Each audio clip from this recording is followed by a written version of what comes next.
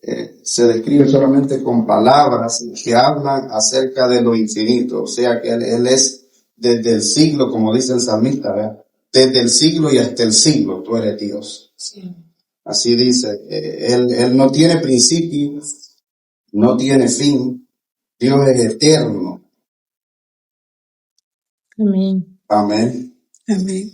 Hay muchas evidencias que demuestran la existencia de un ser supremo, especialmente en la creación. Todo lo creado y todo lo que hay tiene que tener un principio. Todo lo que existe tiene que haber alguien detrás de eso. Como yo les decía una vez, tuvo que haber alguien que hizo esto. Hay un creador detrás de esto, hay un creador detrás de este edificio, detrás de ese piano, hay alguien que lo hizo. Entonces, de igual manera, hay un creador detrás de este mundo, detrás de toda la naturaleza, de todo lo que hay, todo lo que existe en este mundo. La creación muestra claramente que hay un ser infinito que todo lo sabe, todo lo puede. Él es sobrenatural, soberano, sin principio y sin fin, como les decía. Él es creador, amoroso, que no tiene las limitaciones que tenemos las criaturas, que tienen las criaturas que Él mismo creó. A este ser le llamamos generalmente Dios. Nuestro primer conocimiento de Dios viene de la declaración que ya leímos, donde decía, en el principio creó Dios los cielos y la tierra. Desde ahí nosotros, desde el principio, la Biblia comienza enseñándonos que hay alguien que creó todo. Esto se refiere al tiempo cuando Dios creó todas las cosas, pero no fue Él el principio. Escuche bien, Él no es el principio, sino que Él en el principio Él creó. Él no tiene principio. Él es eterno. Y lo vamos a ver más adelantito. Amén. Dios es un ser real, tal y como el hombre, como nosotros. Dios es real. Dios se manifiesta a sus hijos de varias maneras. A través de la Biblia, a través de la naturaleza, a través de todo, hermano, y también se mostró a través de Jesucristo. Juan dice, en el principio era el verbo, y el verbo era con Dios, y el verbo era Dios. Jesucristo vino a ser la imagen del Dios invisible, como lo dice Colosenses, ¿verdad? Por favor. ¿Vino a ser qué? La imagen del Dios invisible. Del Dios invisible.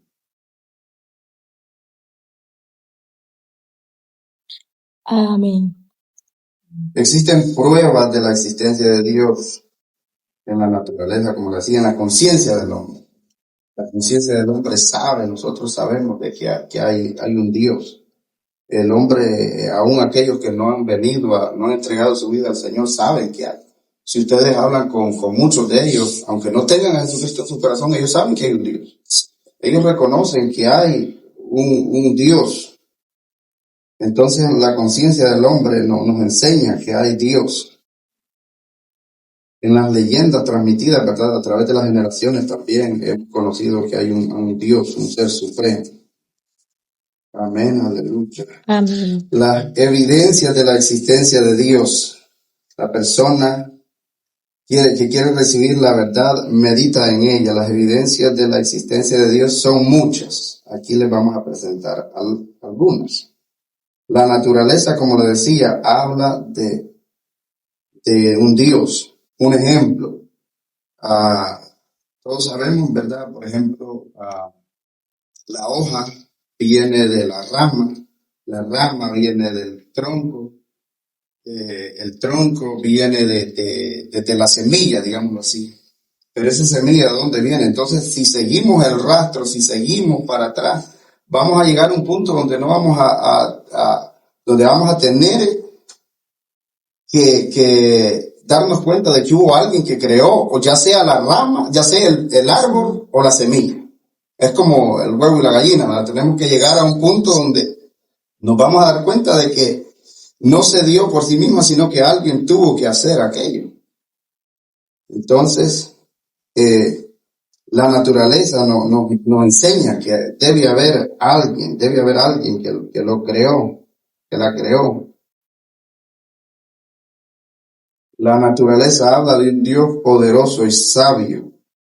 Existen muchas preguntas acerca de la naturaleza que ningún ateo jamás ha podido contestar. Por ejemplo, hay una ley natural que hace que los cuerpos se dilaten por el calor y se contraigan por el frío. Solo un ejemplo.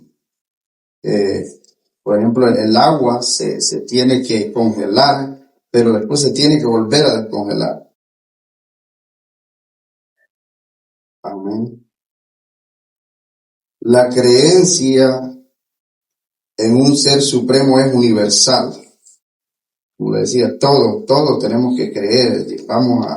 Nos lleva a eso de que tenemos que creer en un Dios. Aún aquellos que dicen que no creen en el Señor, no llegan a ver, a ponerse esto como si ha sido algo que no tiene un principio, que no tiene un creador. Tiene que haber algo.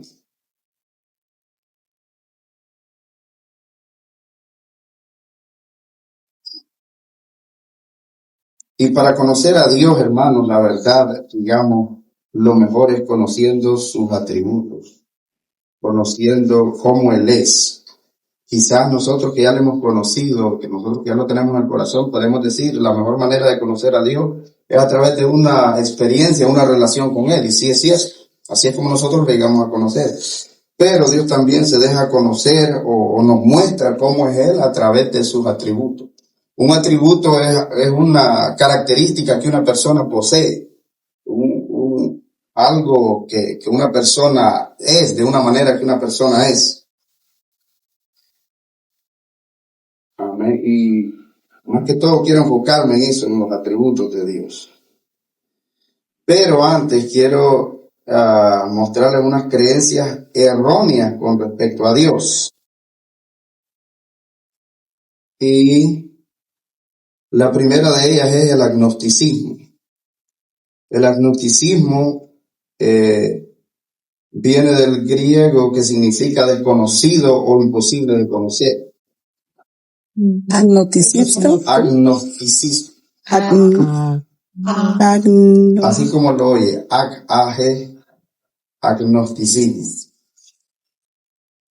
Esto significa que para los agnósticos, así le llama a ellos, el ser humano en sí no tiene la capacidad como para llegar a conocer a Dios. O sea, el ser humano, para los agnósticos, el ser humano tiene una mente demasiado pequeña como para conocer a Dios.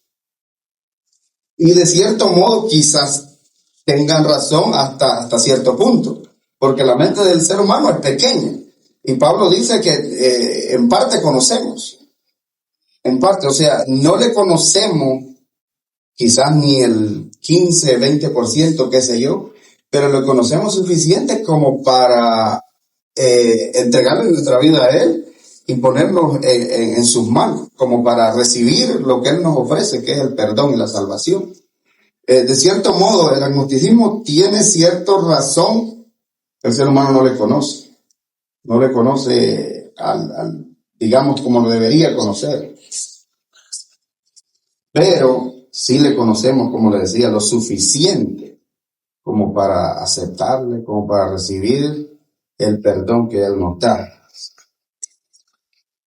El agnosticismo niega a la inteligencia humana la capacidad de conocer a Dios, lo que estaba diciendo. Ellos dicen que la mente es muy pequeña. La mente del hombre es demasiado pequeña para conocer al Señor. Una de las creencias erróneas, ¿verdad? Otra es la del politeísmo.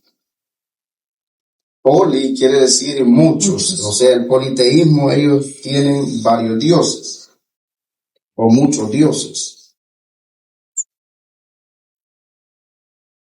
Politeísmo significa adoración a varios dioses O sea, hay religiones que son politeístas, por ejemplo, La católica. católicos podemos decir, porque ellos también, aparte de Dios, tienen a María, tienen a muchos santos, San Pedro, San o Juan. también el hinduismo, que ellos tienen muchos dioses. También allá en México, perdón, allá en México existe mucho, bueno, creen mucho en lo que es el dios del fuego, el dios de la lluvia, El de la dios de la muerte. tierra, el dios de la muerte, el dios de, o sea, Y eso es algo que viene desde los tiempos desde Egipto. Egipto, por ejemplo, tenía un dios para toda cosa, ajá, para Del toda sol, cosa, de la luna. de la lluvia, de la fertilidad, de todo eso ellos tenían un dios. Entonces el politeísmo es aquello que cree en muchos dioses, no solo uno. También hay una creencia errónea que le llaman panteísmo. El panteísmo es aquello que dice que todo es Dios. Panteísmo, para ellos, los árboles son Dios, las vacas son Dios, los animales, todo es Dios. ¿de dónde proviene esa palabra? Porque se siente Panteísmo. como algo de lo que hacen las personas que creen en los muertos o algo así. No. La palabra está formada de dos vocablos griegos que significa todo es Dios. O sea, son palabras que no son en el español, sino que del griego las han traído aquí, pero significa todo es Dios.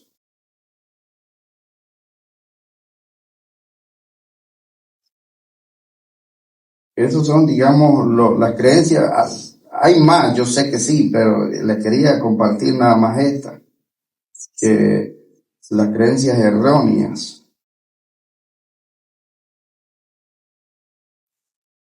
Y saben a nosotros cómo nos llaman, a nosotros que adoramos un solo Dios. ¿Saben ustedes cómo se le llama al que tiene un solo Dios? Monoteístas.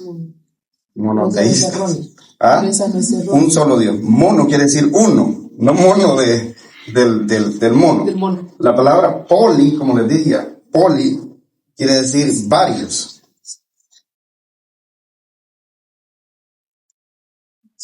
Por eso dicen que provenimos del mono.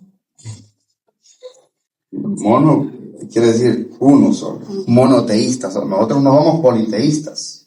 Algunos dicen que somos politeístas porque tenemos un Dios que está en una Trinidad, pero no es nuestro Dios, es un solo Dios.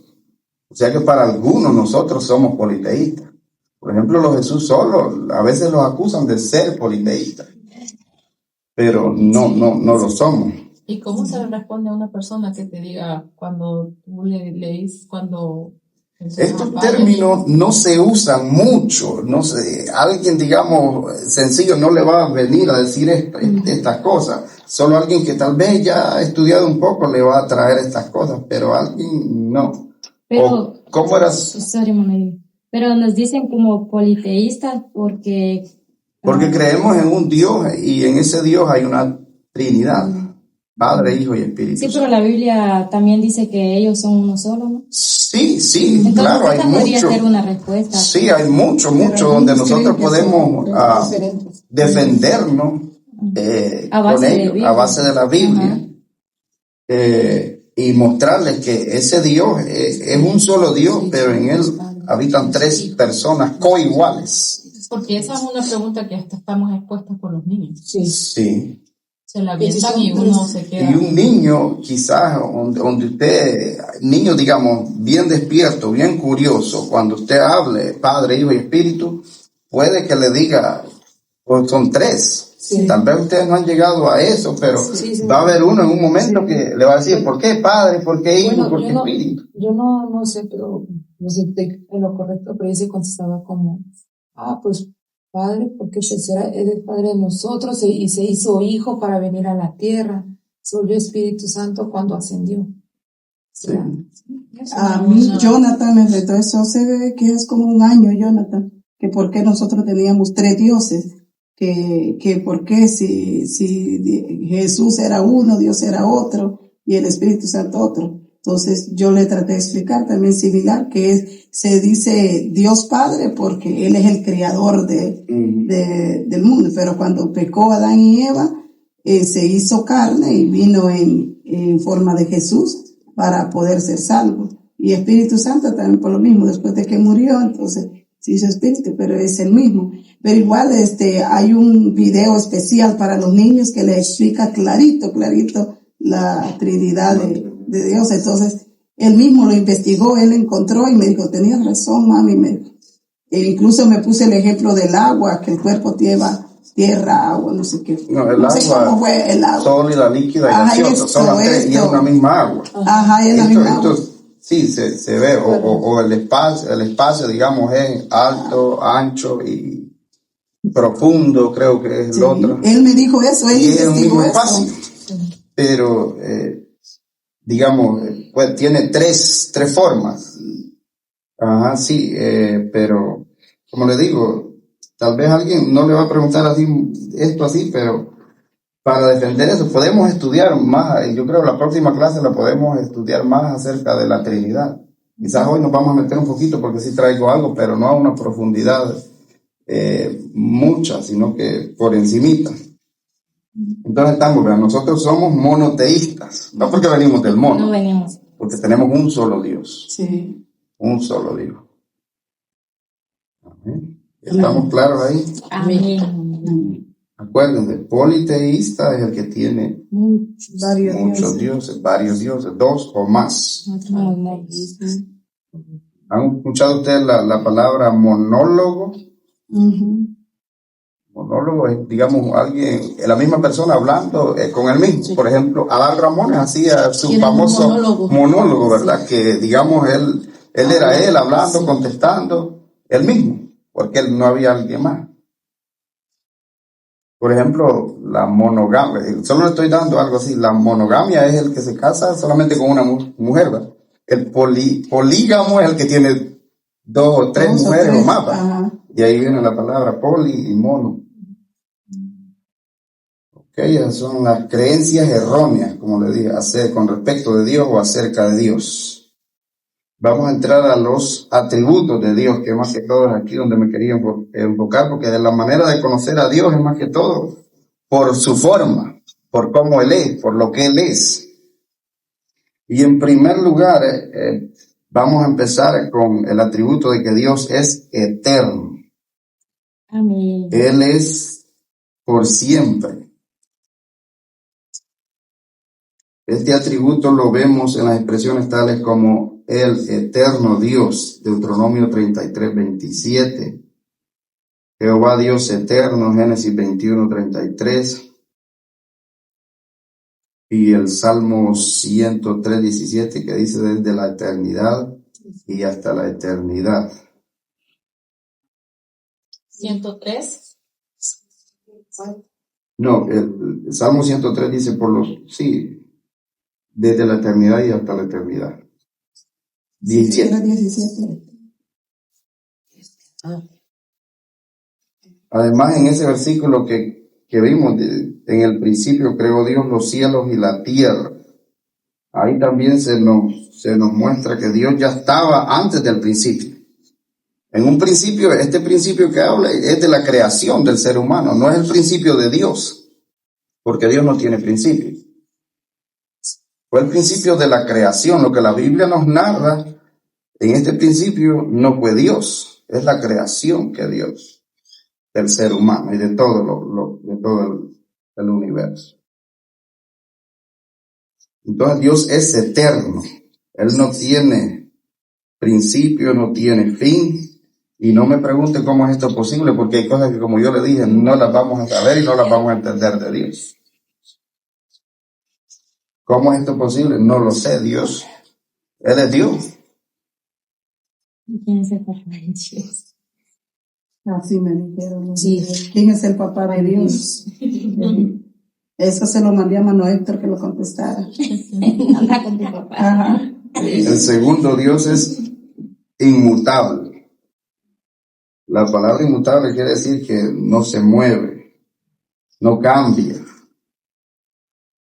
Y eso lo encontramos en Malaquías 3:6, donde dice que Jehová, porque yo Jehová no cambio. 3:6. Y esta es una declaración que él mismo la hizo cuando habla ahí en ese capítulo, en ese versículo, el mismo Dios es que está hablando en primera persona. No es el profeta Malaquías el que estaba diciendo eso.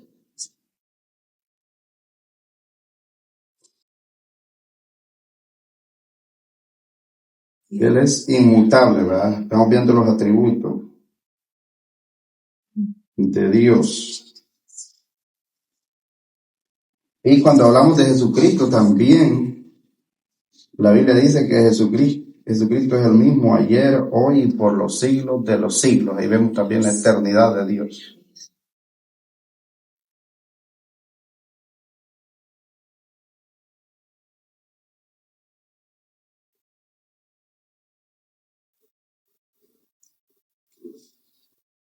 Un atributo más de Dios es omnipotente.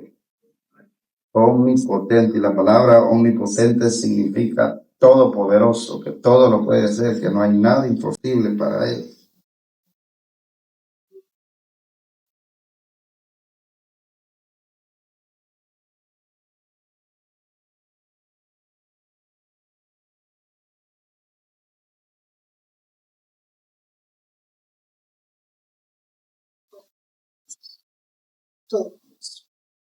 Todopoderoso.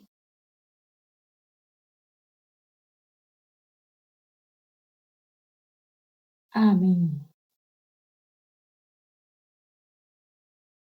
Uno más, el cuarto, Dios es omnisciente. Quizás ustedes han oído esas palabras, omnipresente, omnisciente, omnipresente, las usamos bastante, por lo general las usamos. Omnisciente significa que Él lo sabe todo, Él lo conoce todo, no hay nada oculto para Él. Recordemos que para Dios es lo mismo el pasado y el futuro es lo mismo. Dios vive en un eterno presente, o sea que Él lo conoce todo. Lo pasado, nosotros conocemos nuestro pasado y Dios pero el futuro para nosotros es incierto, pero Dios ya lo conoce. Dios sabe el futuro. La omnisciencia de Dios.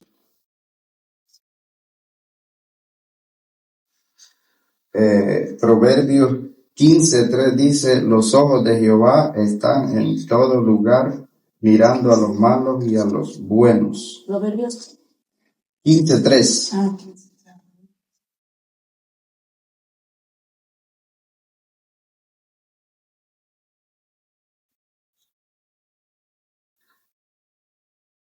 Hay varios versículos, pero yo no les puedo dar todos porque nos vamos a tardar mucho tiempo. Sí. La Biblia está llena de evidencias que demuestran que el autor de la Biblia, sabe todas las cosas, pasado, presente y futuro. Y si quieren, vamos ahí a Primera de Reyes 8:39. Reyes 8:39. Ajá.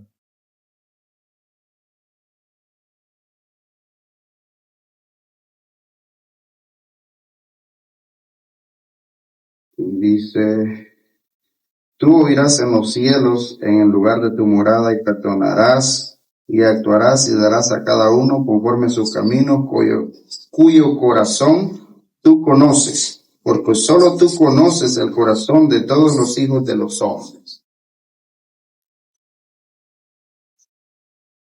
Omnisciente, todo lo conoce el Señor. Aún la Biblia dice, ¿verdad?, que aún nuestros pensamientos no están todavía.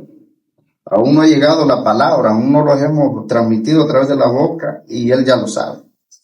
O sea, ahí es la omnisciencia de Dios. Entonces Dios ya sabe quiénes se van a salvar y quiénes no. Sí. Sí lo sabe. Sí lo sabe. Claro que lo sabe.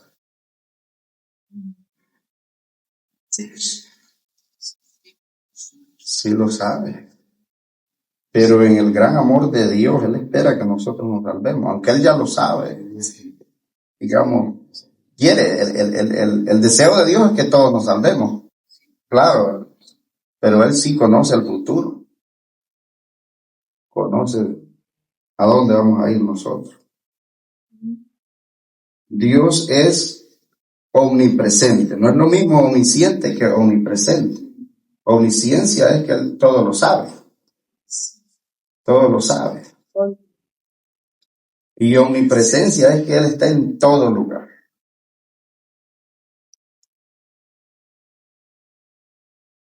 El salmista ahí mismo también decía, aún te huiré de tu presencia. Y ponía unos ejemplos, me voy al cielo, ahí estás tú, en la tierra, debajo del 139. mar. Él decía, ahí estás tú, porque Dios es omnipresente, Él está en todo lugar. Y Jesús estaba en todo lugar también, porque cuando, hay un pasaje que cuando vino a Él, ¿quién fue que vino? Natanael, Él le dijo, desde que te vi debajo De la primera. de la higuera, te conocí. O sea, y Él no lo vio físicamente, pero Él estaba ahí, y El conocí. hermano de Felipe. Ajá. Omnisciente, todo lo sabe, omnipresente. Está en todo lugar. En todo lugar. No hay ningún lugar donde no podamos ir que lo podamos esconder del Señor.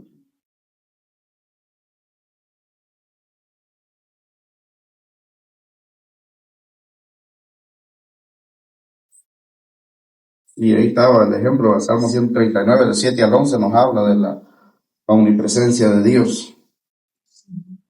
Los ojos, hay otro verso que dice que los ojos de Jehová están en todas partes. Dios es justo, uno más, un atributo más de Dios. Dios es justo y Él obra con justicia. Salmo 19:9 dice, justo eres tú, oh Jehová, y rectos tus juicios. No, Salmos 119, 137. 119.9. 119, 137 dice eso. Lo que dice Salmo 119 es, los juicios de Jehová son verdad, todos justos. O sea, Salmos 19:9 y Salmos 119, 137.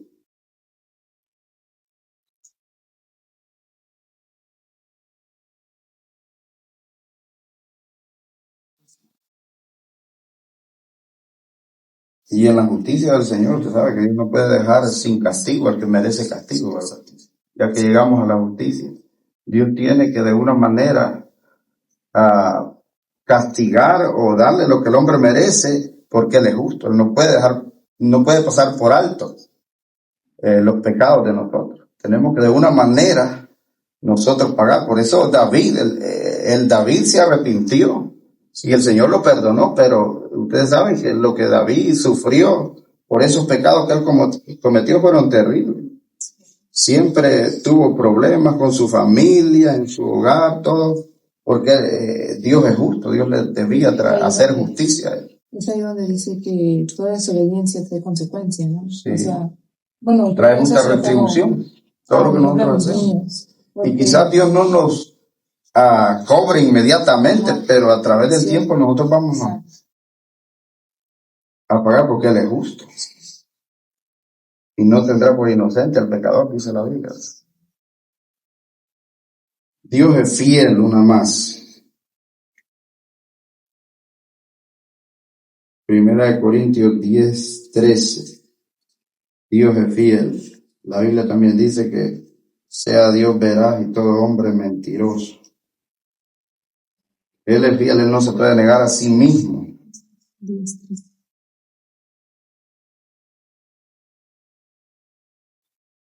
Aunque nosotros, hay un versículo que dice que aunque el hombre permanece fiel, aunque el hombre es infiel, Dios permanece fiel.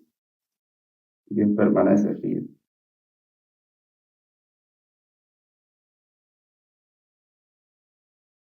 Amén. Dios es incomprensible. ¿Quién puede entender bien a Dios? Nadie. Nadie lo puede entender bien. Y él cuando hablaba con Job le trajo unas preguntas, ¿verdad? Que Job no pudo responder. Porque Dios es incomprensible. Y ahí en el libro de Job, uno de los amigos le hacía una pregunta a Job, le hizo una pregunta y le decía, ¿descubrirás tú los secretos de Dios? Job 11:7.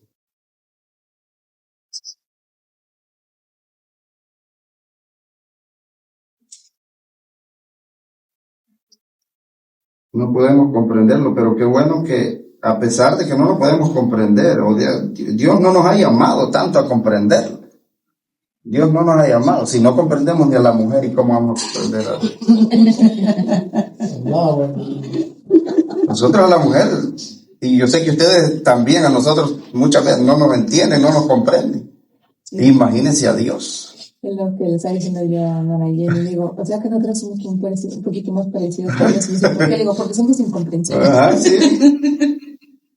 Sí, no le llegamos a comprender. Y como le digo, qué bueno de que no nos dejó esa tarea o eso de que le comprendamos, de que le entendamos cómo Él es, sino que a pesar de que no lo comprendamos bien, no lo entendamos, Él nos da la salvación. Mire qué bueno es el Señor. Es incomprensible. Hay misterio para que nosotros no lo digamos, ni Pablo, que era un hombre tan dotado en cuanto al conocimiento de Dios. Pablo era un hombre que sí conocía mucho más que quizás cualquier otro hombre, pero él decía que no le conocía.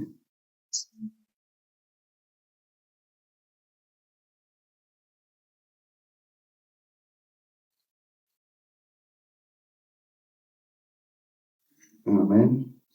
Porque ahí, mire, Romanos 11:33 dice, oh profundidad de las riquezas de la sabiduría y la ciencia de Dios, cuán insondables son sus juicios e inescrutables sus caminos.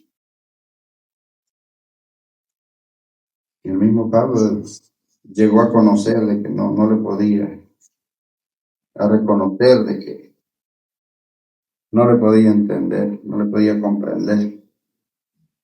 Dios es benigno, Dios es bueno. La palabra benigno quiere decir bueno, bondadoso.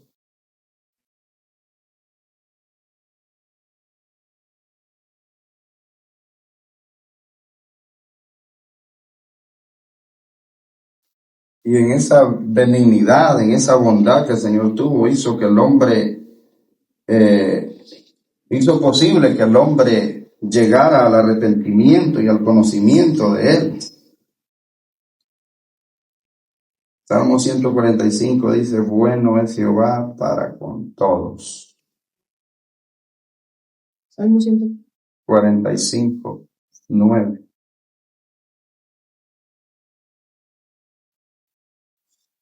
Como dicen muchos, Dios se pasa de bueno con nosotros, Dios es verdad. Sí. Se pasa porque nosotros no somos buenos, no hemos sido buenos. Y Dios, a pesar de todo, es bueno con nosotros. Demasiado bueno. Dios es misericordioso. La misericordia de Dios.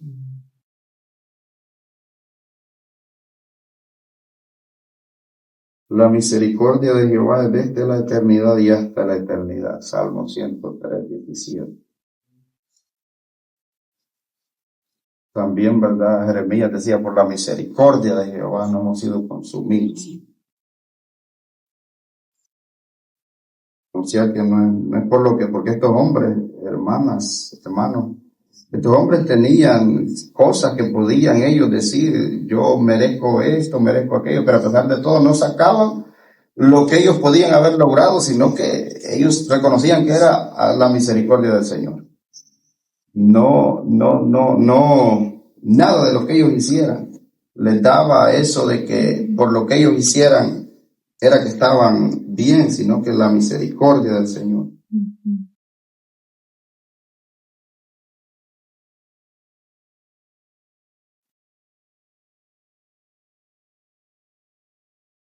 Y la misericordia del Señor es perfecta, sin límites y sin defecto.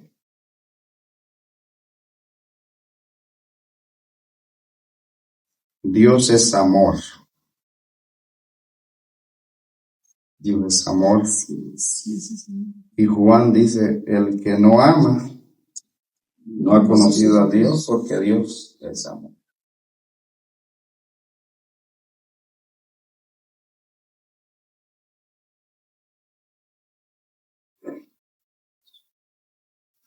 El amor de Dios es tan grande para con la humanidad caída, que mandó a su Hijo, dice la Biblia, a su Hijo unigénito para rescatarnos, para salvarnos.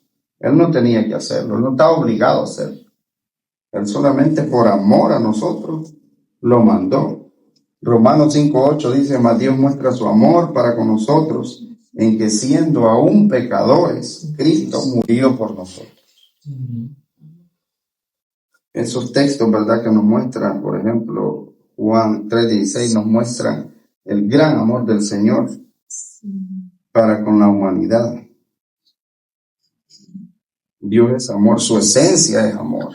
Él es amor. No solamente, esto no es solamente es un atributo, sino que Él mismo es amor. Amén. Dios es santo. Dios es santo. Se dio a conocer desde allá. Le decía al pueblo de Israel que se santificara, porque él era santo, y cuando quería hacer algo entre el pueblo siempre le pedía al pueblo que se santificara, porque Él no puede estar donde hay pecado, donde hay iniquidad, porque Él es santo. No concuerda la santidad de Dios con la iniquidad de nosotros. Isaías 6:3, ¿verdad?, que dice, santo, santo, santo, Jehová de los ejércitos, toda la tierra está llena de su gloria. Y eso lo encontramos un montón, infinidad de veces en el Nuevo Testamento, donde habla de la santidad del Señor. De la mayoría de los atributos habla, sí, mucho, pero la santidad siempre de Dios. Él está enseñándole al pueblo que Él era santo. Y todavía, ¿verdad?, ya Pedro lo recalca, trae nuevamente y le dice al pueblo que tenemos que ser santos porque nuestro Dios es santo. O sea que no solamente en el Antiguo Testamento Él se dio a conocer por su santidad, sino que también en el Nuevo Testamento Él es santo y demanda santidad de nosotros. Pedro ahí lo decía, sé santo porque yo soy santo, haciendo memoria al Levítico. Amén. Esos son algunos de los atributos de Dios que yo les he traído, porque yo sé que hay muchísimos más. Ahora quiero que veamos los nombres de Dios. El primer nombre, por ejemplo, ese que vimos ahí en 1:1, Génesis 1:1, donde dice, en el principio creó Dios los cielos y la tierra. Ese nombre, usted ve ahí Dios, pero ya le dije que el Dios no es un nombre, sino un título. Ese nombre que se dio ahí fue Elohim, que significa Dios creador.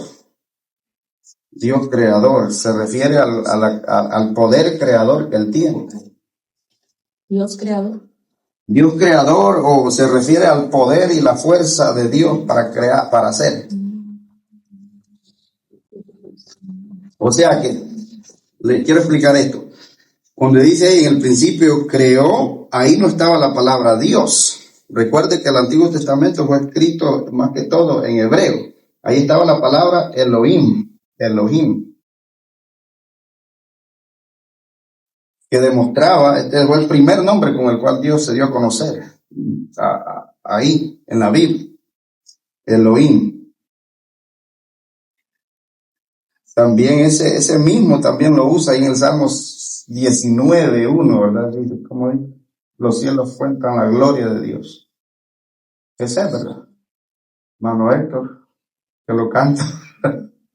Los cielos cuentan la gloria de Dios, es Salmo 19:1, ¿eh? Y el firmamento, la obra de tus manos. Ese es el primer nombre que encontramos registrado en la Biblia, Elohim.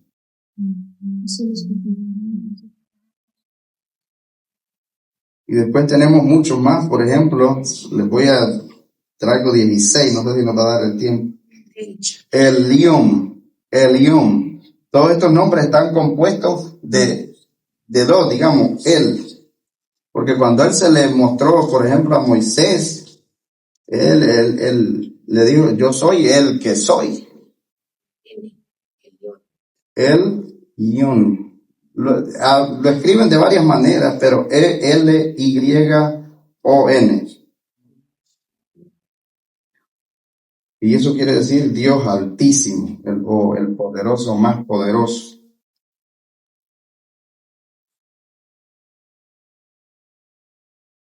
Este nombre se usa aproximadamente más de 2500 veces en la Biblia. Ahí usted no lo va a ver, como le dije, pero lo que se tradujo de estos nombres fue Dios, ahí quedó Dios.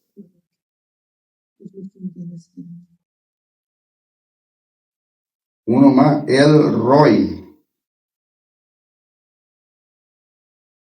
Y este lo vamos a leer ahí, Génesis 16:3. Significa el poderoso que me ve, o el Dios que me ve, el Dios poderoso que me ve. 16:13, alguien que lo lea. Debe ser Génesis. Entonces llamó el nombre de Jehová que con ella hablaba. Tú eres Dios que ve, porque dijo, ¿no he visto también aquí al que me ve? Sí. Entonces ahí, en vez de Dios, estaba el Roy. ¿Cómo se escribe? Son, digamos, nombres compuestos de dos. El Roy, R-O-Y. ¿Se le pone el guión? No. Si lo puede poner, si, no. El poderoso, el Dios que me ve. Y este ya lo han escuchado ustedes, el siguiente, el Shaddai. ¿Lo han escuchado, verdad? El Shaddai. Bien significa el Dios Todopoderoso. Y es otro nombre, como les dije, compuesto, donde usted ve el Shaddai.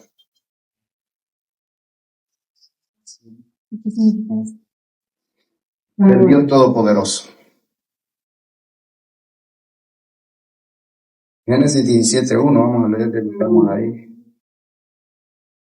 Mire, dice, era Abraham de edad de 99 años cuando le apareció Jehová y le dijo, yo soy el Dios Todopoderoso. Anda delante de mí y sé perfecto.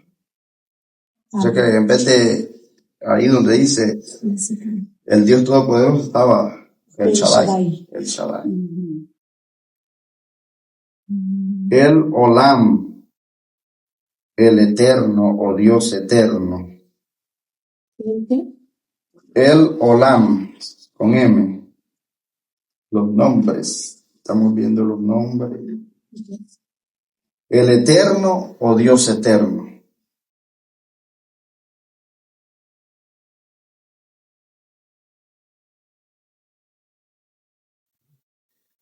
Y luego tenemos el nombre más común con el que vemos ahí la Biblia, Jehová. Jehová, Yahvé, Yahweh. Lo usan de varias maneras.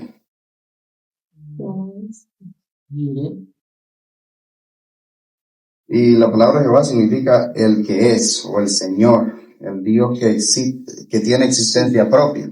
Porque este nombre ahí viene de lo que le dijo a Moisés, digamos, donde usó las 4 letras, ¿cómo le llaman? El tetragrama, que son las Y, H, W y H. De ahí fue donde salió el nombre Jehová o Yahvé.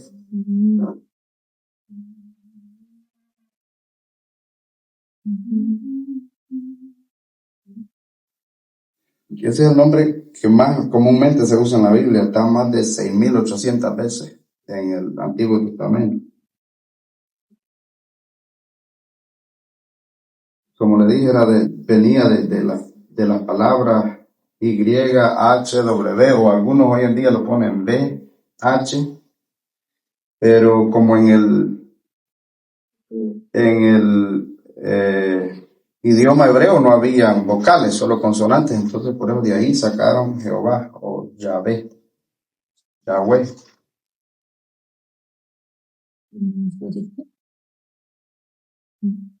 ¿Nos lo dicta, por favor? ¿Nos lo deletrea? ¿Cómo? ¿Nos deletrea Yahweh? ¿Cómo se escribe entonces? ¿Cómo se escribe? Yahvé, Yahvé. Yahweh. Es que lo escribe, mire, Se escribe con W, pero se pronuncia como B. ¿Cómo? con B, Se escribe con B. con B, sí. Con B. Pero se Es pronuncia ya. H-Y, Es H, ¿cómo le llama? Tetragrama. sí. De donde viene la palabra Yahvé es del tetragrama YHWH.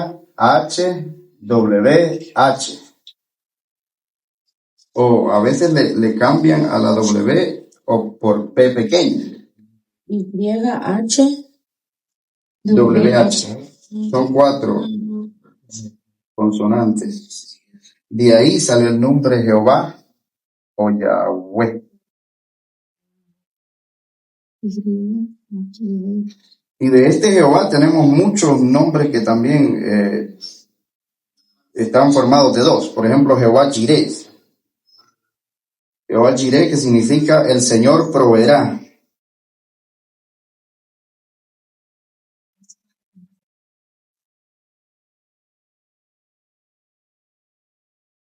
Génesis 22:13 dice, entonces alzó Abraham sus ojos y miró, y he aquí a sus espaldas un carnero trabado en un zarzal por sus cuernos. Y fue Abraham y tomó el carnero y lo ofreció en holocausto en lugar de su hijo. Y yo también, ¿verdad? Y llamó Abraham el nombre de aquel lugar Jehová proveerá. Jehová Jireh significa Jehová proveerá. Jehová Nisi. Eso significa el Señor es mi estandarte o es mi protección, mi insignia, mi identidad, mi insignia. ¿El Señor es qué? Mi estandarte. Normalmente lo dicen, eso, Jehová es mi estandarte. Lo traducen a eso, Jehová es mi estandarte.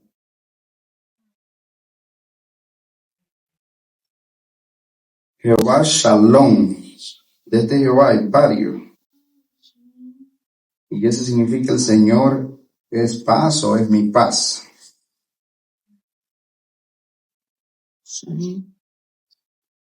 ¿Shalom qué? Jehová Shalom. Significa él es el Señor es mi paz o él es mi paz. Jueces 6:24. Es que entraban a la panadería siempre decían Shalom. Shalom. Shalom, los rabinos. A la panadería nunca lo escucharon. Cuando empezaron con el kosher, siempre me decían Shalom. Sí, sí, siempre. Jueces 6:24.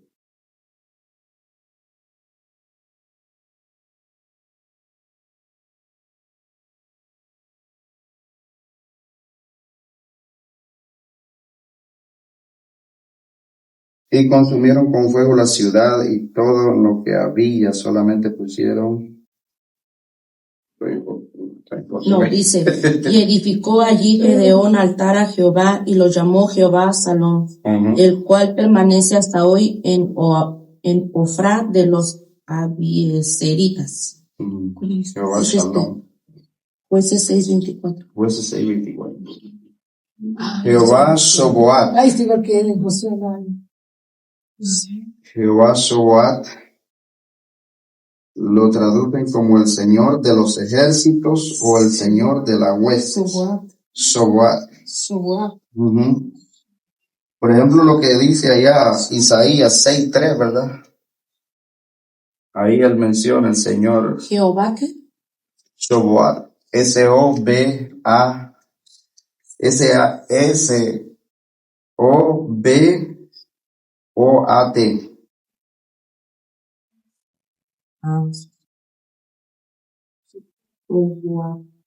Soboat o algunas veces Shoboat con H. ¿Qué significa? El Señor de los ejércitos. O el Señor de las huestes.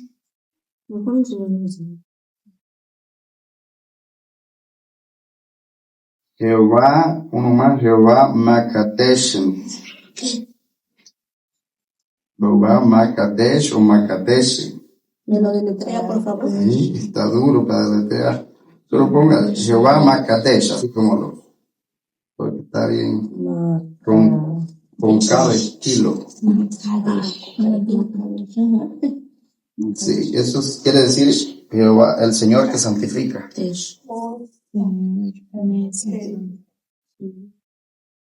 Ujú. Dice, pues, está en Jeremías 23:6. No le he dado la cita. No, perdón, Éxodo 31:13.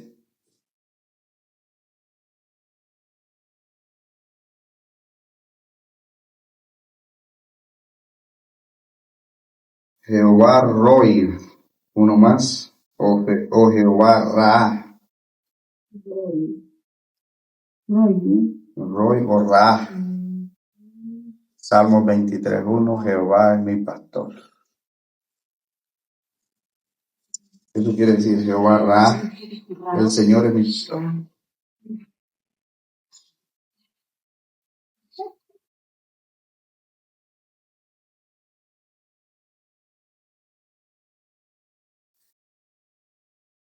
Jehová Shama.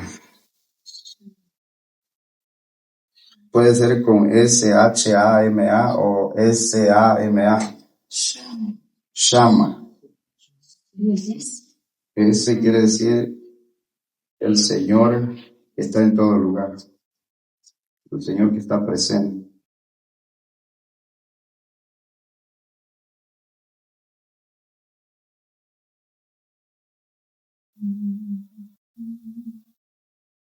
Jehová Rafa, ya los últimos ya. Jehová Rafa, Éxodo 15:26, el Señor es nuestro sanador. Rafa, R-A-F-A.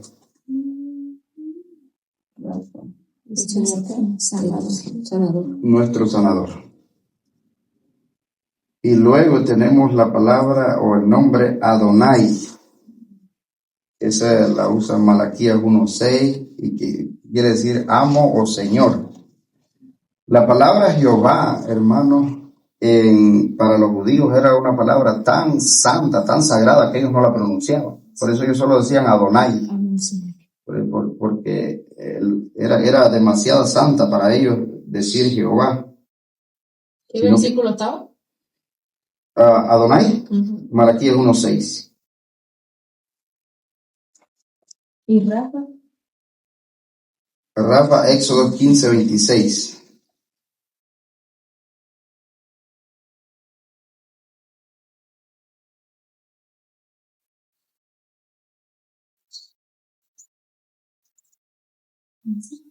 No son, hay otros más, pero esos, digamos, son los que más resaltan en la Biblia, los nombres del Señor.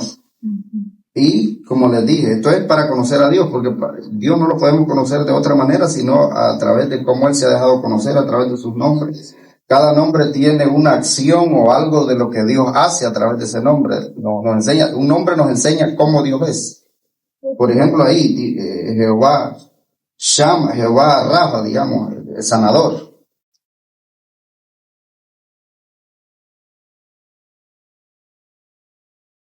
Okay.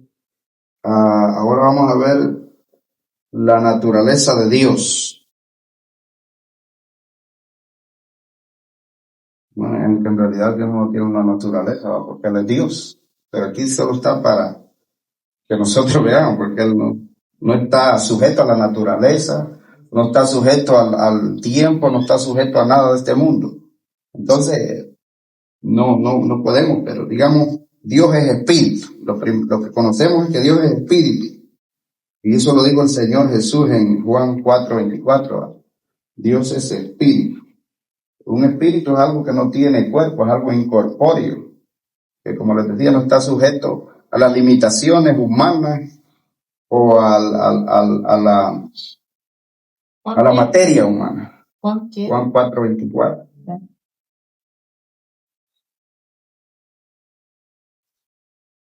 O sea que no tiene cuerpo, es invisible, sin sustancia, sin materia, sin partes físicas.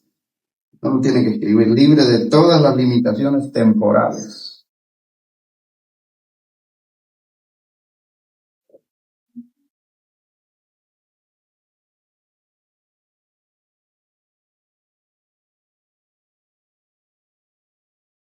Y aunque la Biblia, verdad, que nos habla de los brazos de Dios, los ojos de Dios, la boca, los oídos, pero es solamente para mostrarnos de que él tiene capacidad de oír, pero no tiene un cuerpo, digamos.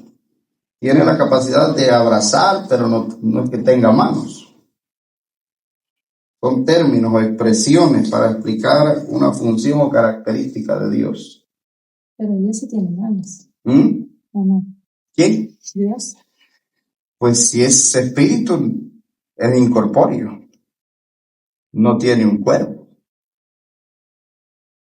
Pero sí la puede abrazar, los puede abrazar.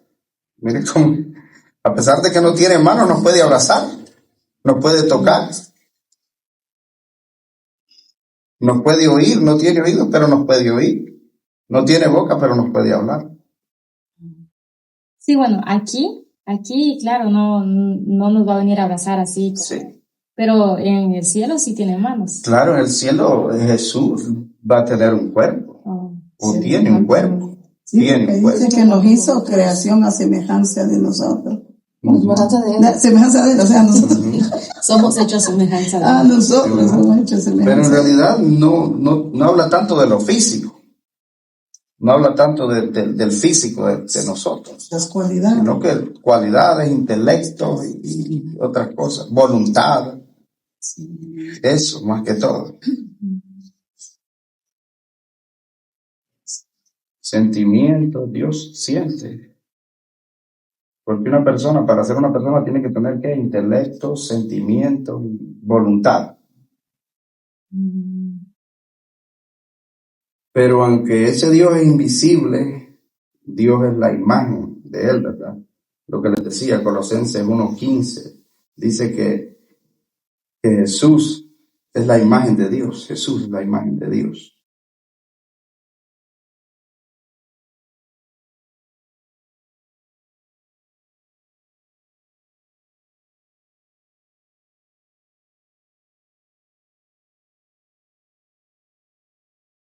Dios es Trinidad y quizás ahí nos vamos a quedar. En ese Dios hay tres, digamos, personas, si podemos decir ahí, aunque no debería ser así, sino que es tres en uno, si podemos decir.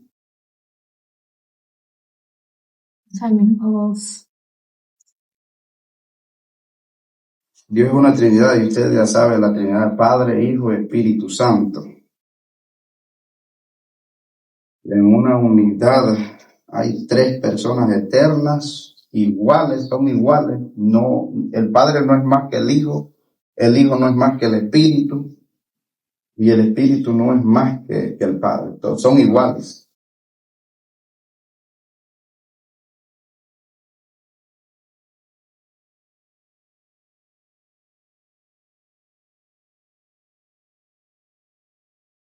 Y eso lo vemos mucho más que todo.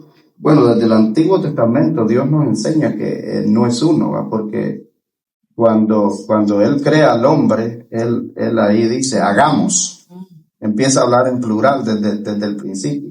No, dando a conocer que no era Él, sino Hijo y Espíritu. Cuando lo echó a Adán y Eva, también dijo que no fuera como uno de nosotros. Lo echó de ahí. Cuando también en la confusión de las lenguas, él también dijo descendamos. Habló en plural. Incluso la palabra Elohim, la que le decía al principio, esa es una palabra o un nombre que está en plural. No es singular. O sea que se refiere a dos o más. Dios es una Trinidad. Ahí, ¿verdad? Génesis 1:26, 3:22, 11:7. Y ya en el Antiguo Testamento esto es algo que lo vemos muy común. Ya Jesús habla del Padre, del Hijo, y él sigue diciendo muchas veces, el Padre y yo uno somos. Y habla del Espíritu. En el Antiguo Testamento poco se conocía este misterio. Pero ya en el Nuevo Testamento ya fue más, se dio a conocer más. Y vamos a dejar eso de la Trinidad para la próxima. porque no hay tiempo. Ya son las 11:15. La Trinidad. ¿Sabe qué eso de la Trinidad? Algo le voy a dar un dato. En el principio hubieron muchas personas que se opusieron a la Trinidad, o negaron la deidad de Jesús. Negaban que Jesús fuera Dios. Muchos creían de que Jesús había sido un hombre venido por Dios, pero no le atribuían el que él fuera Dios. Por eso Juan habla mucho de eso para contrastar. Juan en sus cartas él lo que trata es de contrastar a esto, lo que le decía al principio, los gnósticos, porque ya existían en aquel entonces, aquellos que no creían que el hombre pudiera conocer a Dios. ¿Cómo dice? Como los judíos. Los judíos sí no creen en Jesús. Nunca. Bueno, los que se convirtieron sí creyeron en Jesús. Creyeron, pero la gran mayoría no creyó. Lo veía como un profeta, como un hombre de Dios, pero nunca. Y por eso fue más que todo que ellos se enojaron con él, porque él decía, yo soy Dios, y ellos decían blasfemia. Ha hablado blasfemia. No creían que él fuera Dios.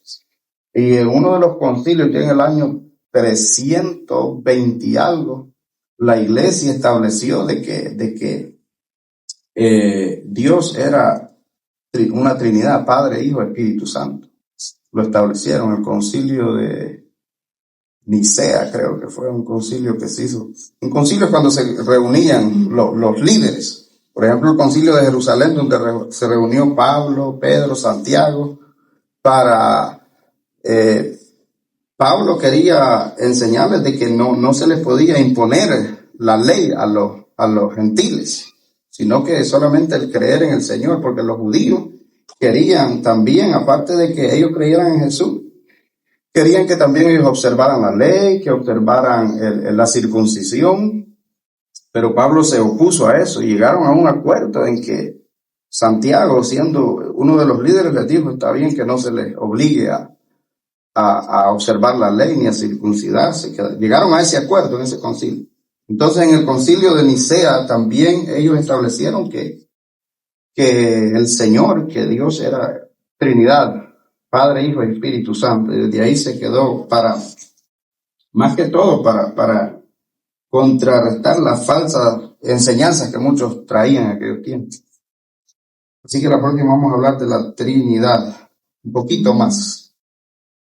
Es difícil la Trinidad, es bien difícil y como le dije, no vamos a entender no la vamos a entender bien. Pero yo creo, y a uno que es inconverso, mucho más difícil. Él no va a entender. Si nosotros nos cuesta entender a alguien o alguien que, digamos, un testigo de Jehová, que ellos no creen también en la Trinidad, ellos se aferran a sus creencias. Es difícil, pero vamos a ver un poquito la próxima clase, ¿ok? Así que hasta aquí vamos a llegar. Alguien que quiera orar No tenemos tarea. para despedirnos, ¿sí? ¿No tarea? No tenemos tarea. No, esta vez. O investiguen algo de la Trinidad ustedes para que compartan. Investiguen un poquito de la Trinidad y ahí...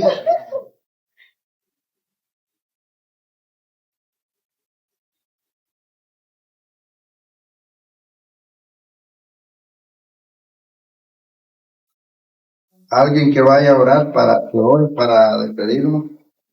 Yo voy a orar.